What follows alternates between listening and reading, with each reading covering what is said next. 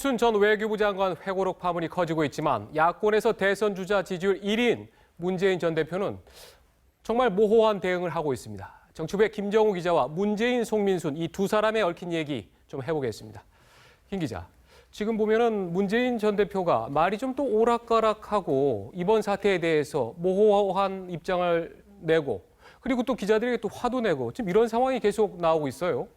네, 지금 그 문재인 전 대표가 보면 이제 항상 그 안보와 관련된 이제 논란이 생길 때마다 네. 좀 모호한 입장을 내거나 좀 은근슬쩍 좀 비껴가는 그런 게 있습니다. 이쪽 입장이 미묘하게 바뀌거나 아니면 표현이 달라진 경우가 있는데 특히 천안함 폭침 그 당시 사례가 아주 대표적입니다. 그때 각종 그 침몰이라고 하면서 각종 의혹을 제기하다가 대선 이후에 뒤늦게 북한에 의한 폭침이라고 입장을 바꿨습니다. 그 당시 발언 좀 잠깐 좀 들어보겠습니다. 네. 예.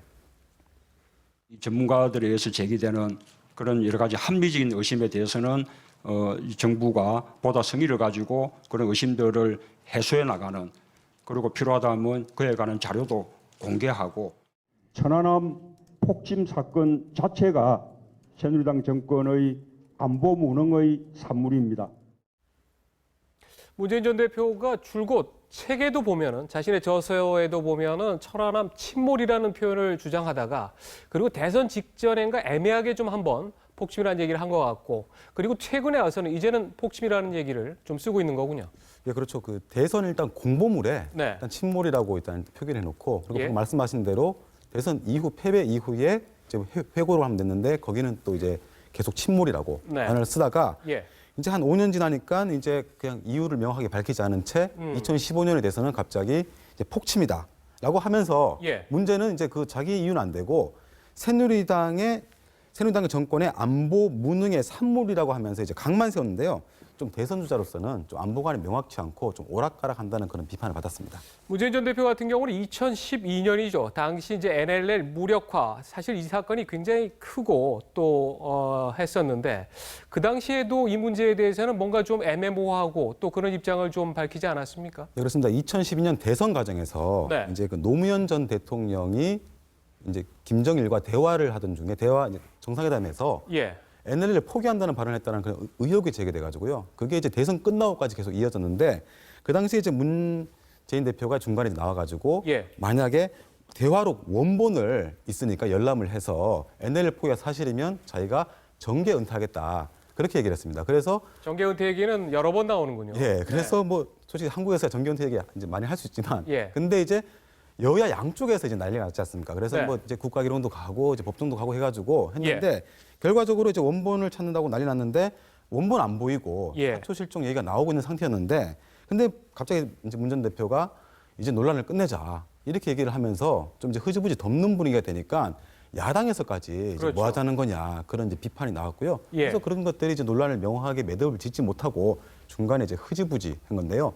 총선 때도 지난 총선 때도 최근입니다. 예, 총선 때도 이제 호남이 지지를 거두면 정계를 떠나겠다고 했는데 호남에서 참패한 뒤에는 호남이 날 버린 건지 겸허하게 노력하며 기다리겠다 이런 식으로 이제 말을 바꿔가지고 논란이 일었습니다. 그렇죠.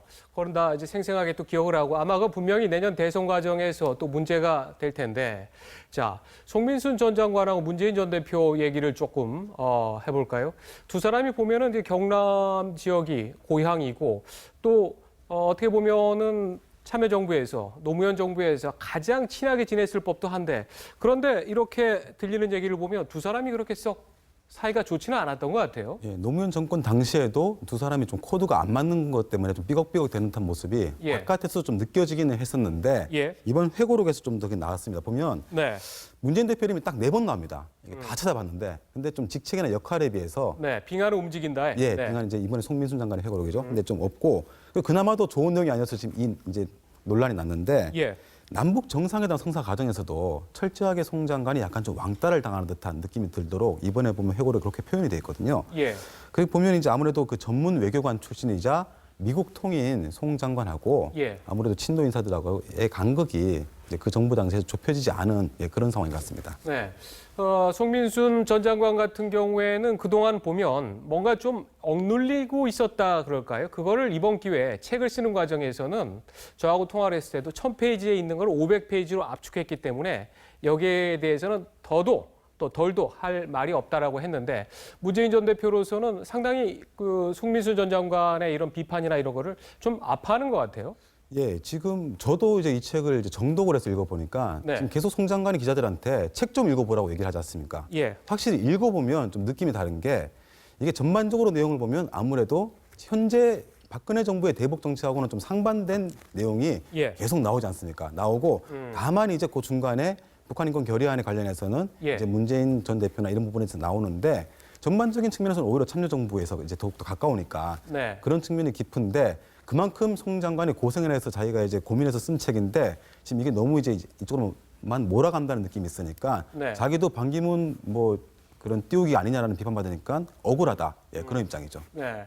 그런데 이제 문재인 전 대표 같은 경우에는 내년에 다시 대선에 출마할 것이 확실시되는데 자, 그 야권에서 대선 지지율 또 1위고 한데 이렇게 중요한 사안이 있을 때마다 기억이 안 난다라든가 다음에 이거는 그냥 또 덮고 가자라든가 이렇게 나오는 것에 대해서는 상당히 좀 비판이 많은 것 아닙니까? 예, 그렇습니다. 처음에는 회고록이 나오자마자 좀 인정하는 듯한 느낌을 보였는데 물론 예. 이제 박근혜 정부는 배우라고 했지만 근데 이후에 사흘이 지나서 이제 김경수 의원 같은 사람을 이제 내세워서 거의 내용이 사실이 아니다라고 이제 부인을 했습니다. 예, 근데 정작 본인은 계속 기억이 안 난다고 하면서 답을 피하고 있고요. 송 장관은 각종 기록에 의거해서 썼고 명확한 사실이고 책임지겠다고 했는데 정작 문재인 대표는 본인이 관여한 중요한 대북 정책 결정 과정을 예. 기억조차 못한다고 해서 계속 문제가 되고 있습니다. 계속 이런 태도를 보이면 최근 회피나 변명으로 비칠 수 있기 때문에 네. 여권의 의혹 제기에는 내가 가장 앞서가니까 두려워서 저런다고 했는데 자칫 오만하다는 그런 예. 인상까지 줄 수가 있습니다. 그래서 야권 내부에서도 노무현 대통령이었다면 과연 이렇게 했을까? 아하. 오히려 아닌 건 아니라고 명확하게 인정을 하거나 네. 사과할 건 사과하고 또는 오히려 싸울 건 싸우면서 대선 주자로서 이제 그런 것들이 바람직한 모습이 아니냐 그런 이제 불만까지 제기되고 네. 있습니다. 문재인 전 대표의 이런 입장의 배경에는 유엔 인권 결의안에 북한의 유엔 인권 결의안에 기권한 거를 아마 좀 부끄러워하는 게 아닐까 저는 그런 생각도 합니다. 자, 오늘 여기까지 듣겠습니다. 고생했습니다.